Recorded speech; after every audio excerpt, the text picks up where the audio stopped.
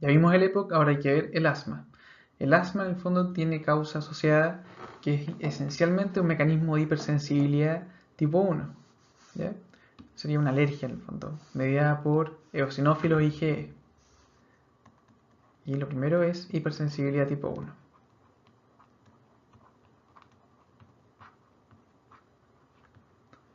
Que esto lo comparte también con, por ejemplo, la rinitis alérgica o la urticaria.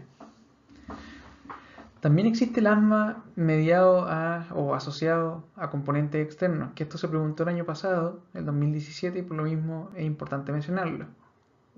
No pongo segundo, acá en realidad otra causa voy a poner, que sería el asma del panadero asociado a la harina. Bueno, la harina también puede provocar asma, aunque no lo crean. ¿Cuál es la clínica de un asma? Ya la vimos hace un rato, es tos crónica, que obviamente es peor con frío, alergias o infecciones.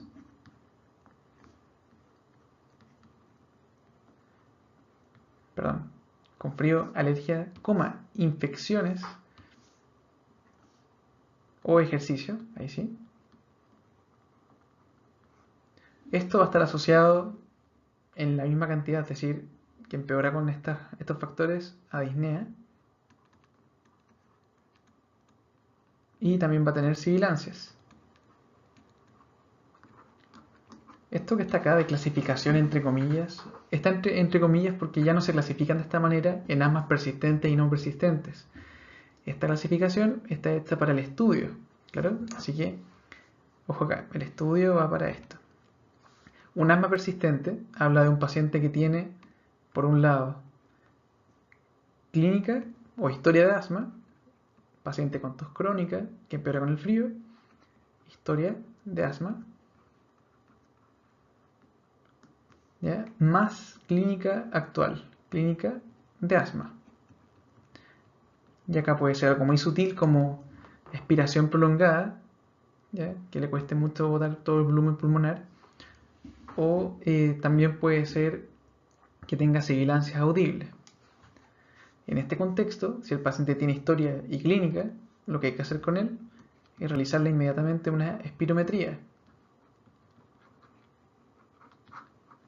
Bueno, pero por otro lado están aquellos pacientes que tienen un asma no persistente, es decir, tienen historia de asma, pero con ausencia de clínica, ¿ya? Sin clínica actual. Acá la conducta sería realizar en el fondo un test de metacolina. Y aparte de eso, si es que no hay test de metacolina como alternativa más correcta, lo otro sería un test de provocación con ejercicio. Test de ejercicio.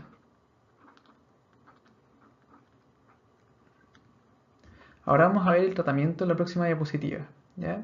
Y también cómo se controla el asma. Ok, tengo un paciente entonces que le diagnostico un asma. Luego de diagnosticarlo tengo que tratarlo y controlarlo. Por lo tanto, vamos a ver los pasos de tratamiento y el control de esto y cómo se va modificando. Antiguamente el asma se clasificaba, como les dije hace un rato, de forma más rígida, ¿ya? Por eso está la clasificación entre comillas, y se decía que era intermitente, persistente, leve, moderado y severo con un tratamiento estándar.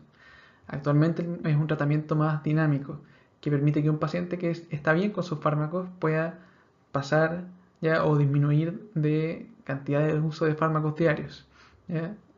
Y de esta forma pasar de un paso 4 o 3 a un 2. Primero, cuando diagnosticamos a un paciente con asma, el paciente con asma debería caer en el paso 2. ¿Ya? Acá es cuando diagnostico, primer diagnóstico. El paso 2, como pueden ver en la tabla, es el uso de beta-2 agonistas, ¿ya? De acción rápida, asociado en general a corticoides en bajas dosis, inhalados. Luego esto el paciente se va a controlar al mes, ¿ya? Con una encuesta y aparte un BEF1 o un PEF. Claro, que el BEF1 es con la espirometría o un PEF que sería como un implemento que se usa en kinesioterapia, lo usan los kinesiólogos en realidad que trabajan en las salas EIRA y ERA, con el cual estiman el BEF1. ¿Ok? Entonces, diagnostico, 4 semanas, controlo. ¿Qué cosas controlo? Controlo en primer lugar si es que ha tenido síntomas diarios. ¿Ya? Limitación de actividades, síntomas nocturnos, ¿ya? Y, bueno, uso de medicamentos y luego el examen, que sería el PEF. Bueno, esto hay que aprendérselo principalmente porque es lo que hay que evaluar con los pacientes. Así que hay que preguntarles rápido por todos estos síntomas. Bueno, hay que ser eficiente.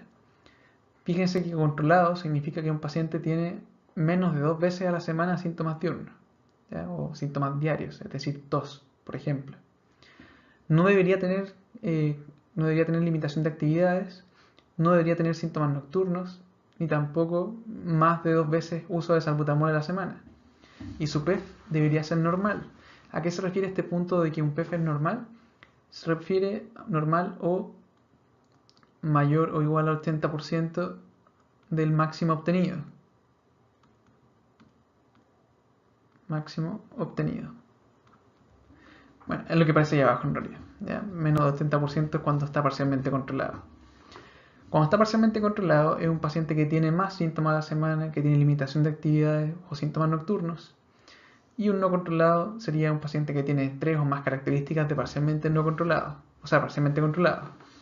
Esto hace que un paciente pase, por ejemplo, en el parcialmente controlado de un paso 2 a un posible paso 3 o se mantenga, dependiendo de los síntomas que tenga. Si son muy límites, es decir, justo 3 veces a la semana ha tenido síntomas, ¿ya? Quizás mantenerse o aumentar un poco la dosis. Y si está no controlado, quizás pasar a la etapa 4. ¿Ya?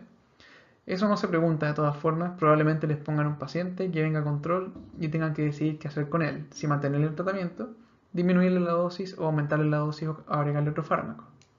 Como ven en la etapa 3, se asocian los corticoides acá a un broncodilatador de acción prolongada, un beta-2 de acción prolongada que sería el salmeterol, o al mismo tiempo se puede aumentar la dosis de corticoides. Vean aquí arriba que dice seleccione 1. Crisis asmática. Como el EPOC descompensado, hay que revisar acá las causas en primer lugar, que corresponden también a infecciones, pero no serían bacterianas como en el EPOC, sino que más virales o también exposición a alergenos. Su clínica es el aumento de los síntomas basales, por ejemplo de la disnea, de la tos, ¿ya? Aparición de sibilancias y uso de musculatura accesoria. También puede haber cianosis o presencia en el fondo de una saturación arterial disminuida de oxígeno. La evaluación de la gravedad de este paciente se hace con el examen físico en el fondo y los signos clínicos.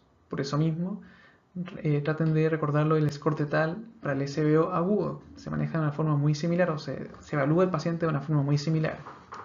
Y el tratamiento de este paciente es en primer lugar un oxígeno en alta dosis, administrar esto, que en general o puede ser de 100% sin problema. Broncodilatadores de acción corta, que son súper importantes y hay que darlos siempre, a pesar de que el paciente lo haya recibido antes de ir a la consulta o antes de ir a la urgencia. Y corticoides endovenosos. ¿Ya?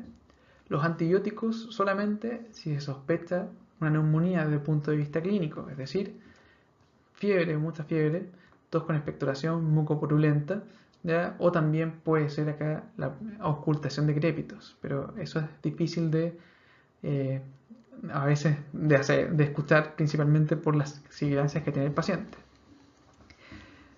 Antes de pasar a la siguiente diapositiva, quiero hablar de algunas de las patologías que requieren oxígeno al 100%, sobre todo una que no mencioné en una diapositiva más adelante, que corresponde a la intoxicación por monóxido de carbono.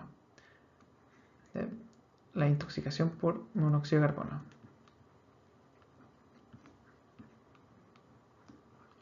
El monóxido de carbono, en el fondo, se caracteriza por ser un paciente, o el paciente con intoxicación, se caracteriza por ser un paciente que tiene compromiso de conciencia, siempre se encuentra, o muchas veces se encuentra desmayado,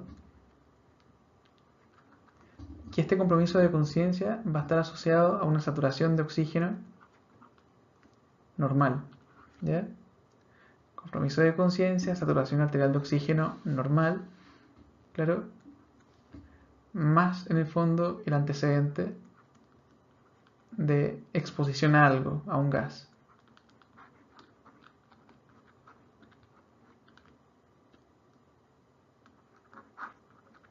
¿Ya?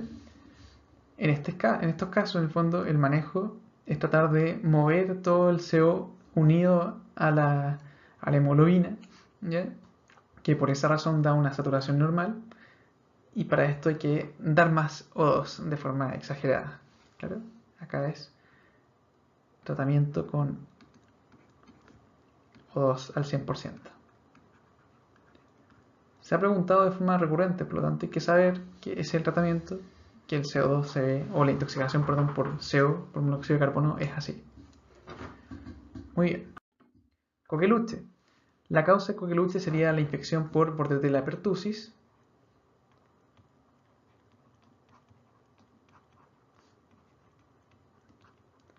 La clínica, la verdad es que puede ser de distintas maneras dependiendo de la edad del paciente.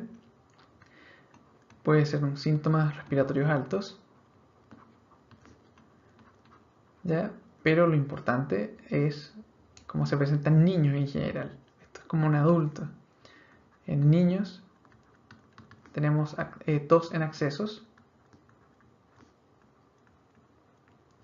¿ya? Que se van a asociar a síntomas de aumento de la presión intratorácica como petequias en la cara. Y si es menor de 3 meses,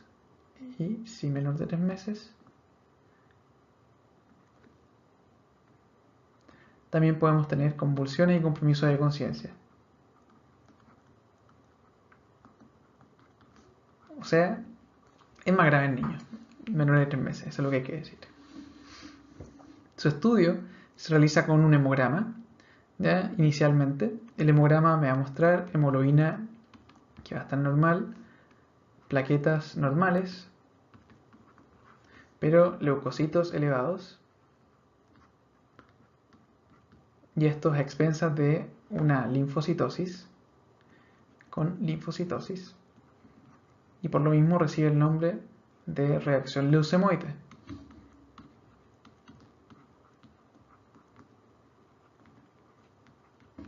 Su diagnóstico confirmatorio se hace con inmunofluorescencia directa para Bordetella, ¿ya? Inmunofluorescencia directa para Bordetella. Y el tratamiento es, o debería ser, con macrólidos. Macrólidos, que aquí está la citromicina, más utilizado, también la caritro y la eritromicina. Lo otro que se puede preguntar de coqueluche es la prevención. Prevención. O cuándo dar tratamiento profiláctico. Perdón, / profilaxis. Recuerden que la prevención se hace con la vacuna según el Programa Nacional de Inmunizaciones que vamos a revisar en la clase de pediatría, o que ya la vimos en la clase de pediatría. La profilaxis se hace prevención, voy a escribir aquí mejor, prevención con vacunas según PNI, Programa Nacional de Inmunizaciones. Profilaxis con macrólidos. ¿En qué pacientes? En pacientes que tienen esquema de vacunación incompleto, ¿ya? Pacientes con esquema de vacunación incompleto.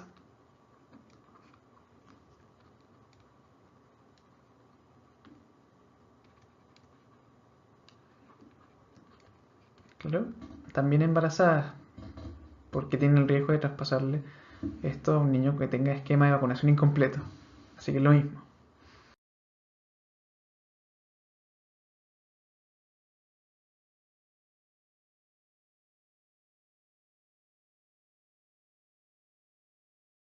Neumonía adquirida en la comunidad o NAC.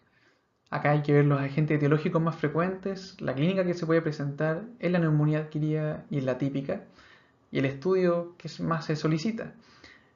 En la siguiente diapositiva vamos a ver el tratamiento, que en realidad es lo más preguntado. Primero, agentes etiológicos, ya vimos en el menor de 3 años que en primer lugar el virus respiratorio sincicial. Sin embargo, esto es la primera causa, pero dejar a un niño sin terapia antibiótica de menos de 3 años igual es muy riesgoso. Por lo tanto, aunque esa sea la primera causa, igual hay que cubrir el neumococo. Pacientes con comorbilidades pueden tener infecciones por distintas bacterias, por ejemplo, por Pseudomonas, ¿ya? Asociado también puede tener, o no asociado, sino que aparte también puede haber infección por Haemophilus, que podría considerarse como una comorbilidad tener en el fondo una vacunación incompleta, ¿ya? Haemophilus en esos casos. Pero también pueden tener infección por neumococo, que es el más frecuente de todos. En inmunodeprimidos siempre llama la atención acá el mencionar al Pneumocystis jirovecii o carini, ¿ya? Pero el más frecuente es el neumococo. Acá podemos poner también segundo Pneumocystis.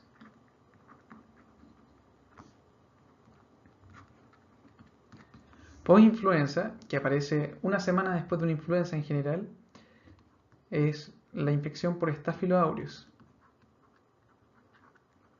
que es bien devastadora desde el punto de vista que es más inflamatoria que la anterior, que el neumococo, tiende a dar abscesos y también ser en el fondo multifocal.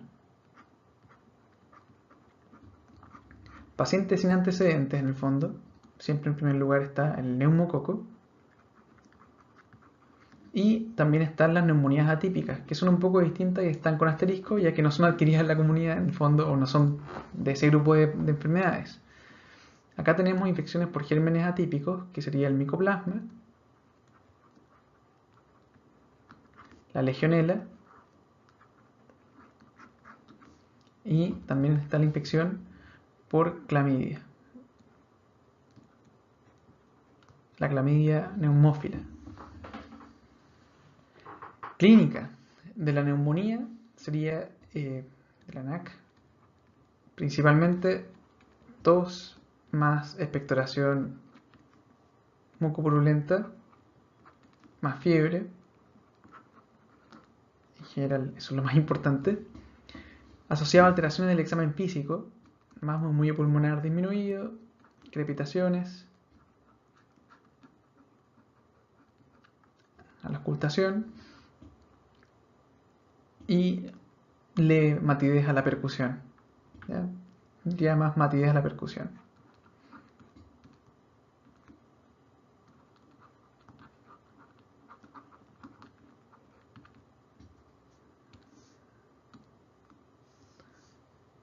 Muy bien. El estudio, perdón, la neumonía típica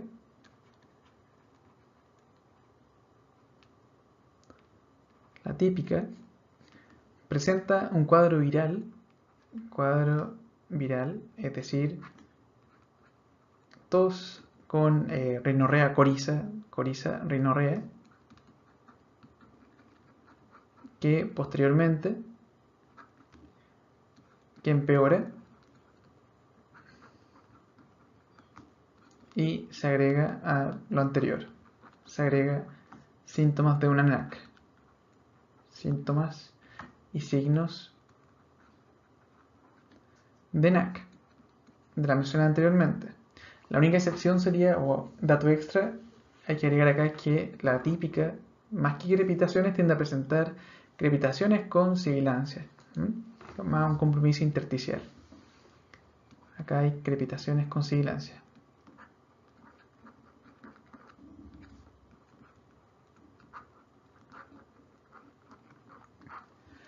El estudio se debe realizar con una radiografía, principalmente para confirmar la enfermedad, pero por sobre todo para buscar complicaciones como las que están mencionadas acá. La multifocalidad es una complicación, el derrame y los abscesos son indicaciones de hospitalizar a un paciente. Y ahora vamos a ver cómo tratar a estos pacientes, con qué antibióticos. El tratamiento de la neumonía en el UNACOM por lo menos se mide según el ATS. Aquí se separan en 4 pacientes, en 4 grupos a los pacientes. Los grupos van determinando como prácticamente cuáles son los pacientes como típicos que tienen neumococo, cuáles son los pacientes que tienen probablemente algún otro germen, pacientes que requieren hospitalización y pacientes que requieren UCI. y está bien graduado y es bastante fácil de aprender. Primero, ATS1 son aquellos pacientes que son menores de 65 años, probablemente tienen un esquema de vacunación adecuado, ¿ya? Y no tienen comorbilidad cardiopulmonar. Estos pacientes se deben manejar como un paciente ATS1, como lo dije, con amoxicilina o macrólidos. En general, cuando preguntan esto, ATS1, tienden a poner macrólidos como respuesta correcta.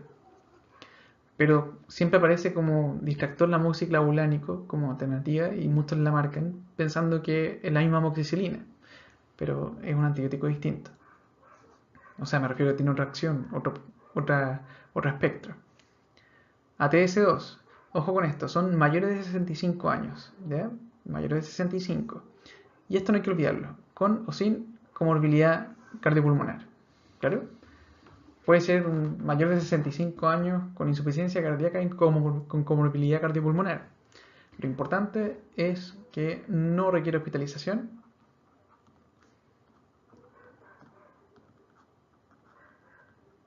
y que por lo tanto su manejo es ambulatorio. Como lo mencioné en el EPOC hace un rato, el tratamiento de elección es amoxiclavulánico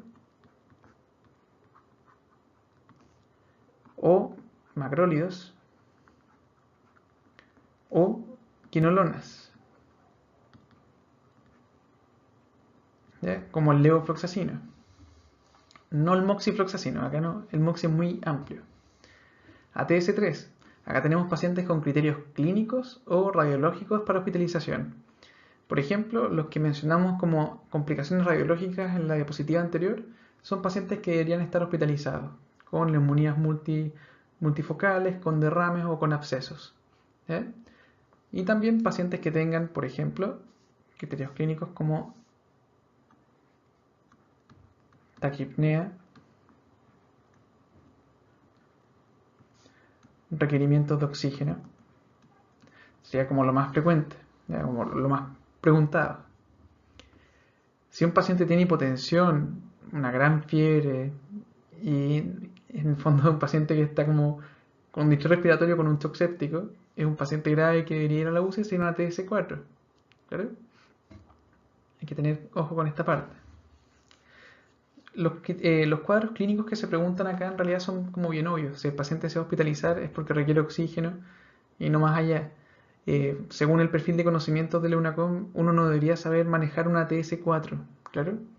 Así que eso es un punto importante a la hora de decidir el tratamiento antibiótico. En la ATS3, entonces, con criterios clínicos o radiológicos, el tratamiento va a ser con ceftriaxona de elección, como lo mencioné en el EPOC. Ceftriaxona. ¿Ya? Segundo lugar, también se pueden dar quinolonas como el levofloxacino. La ATS4 simplemente lo vamos a nombrar.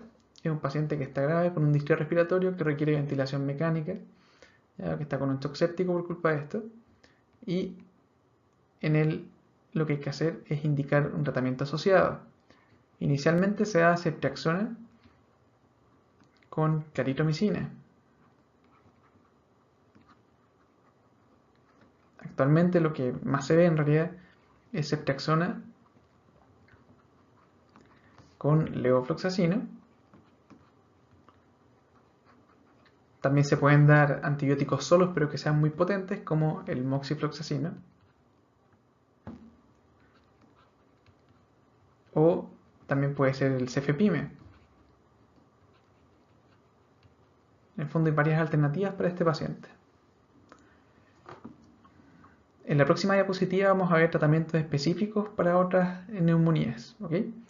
O para las mismas neumonías pero más complejas, con complicaciones. En el paciente, por ejemplo, que tiene una neumonía asociada a Staphylococcus aureus o influenza, primero el tratamiento debería ser como un tratamiento de una neumonía con ceftriaxona,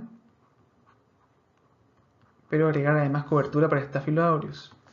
En este contexto, cloxacilina o flucloxacilina. Cloxacilina. Si tiene un derrame pleural, se estudia, como lo vamos a ver en la diapositiva de derrame pleural que viene más adelante. Estudio. Si es un derrame paraneumónico simple, lo que se hace es toracocentesis evacuadora más ceftriaxona. Si tiene un absceso pulmonar, la conducta más adecuada es el drenaje postural,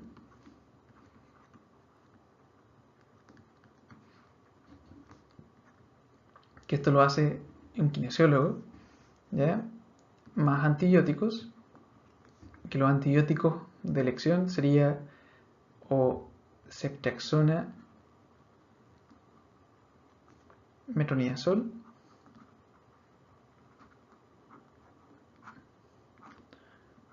clindamicina, magenta, que en general los abscesos son polimicrobianos, gentamicina. Ok, esto también sería el tratamiento para una neumonía aspirativa, tiene que ser amplio y muchas veces van a tener abscesos pulmonares también. Para la intrahospitalaria, la verdad es que hay que dar antibióticos que sean potentes para los gérmenes de su hospital. En este contexto, en general lo que se da sería vancomicina más imipenem o vancomicina con un carbapenémico, ¿ya? Para cubrir pseudomonas que sea multiresistente, para cubrir también estáfilo, perdón, más que estáfilo, disculpen, neumococo resistente a penicilinas. En inmunodeprimidos, aparte de la ceftriaxona, si es que llego a sospechar un neumocistis gyroetis, ejemplo, un paciente joven con tos crónica y síntomas de neumonía, ¿ya? Acá lo primero que hay que hacer es tratarlo. El antibiótico sería sulfarimidoprim,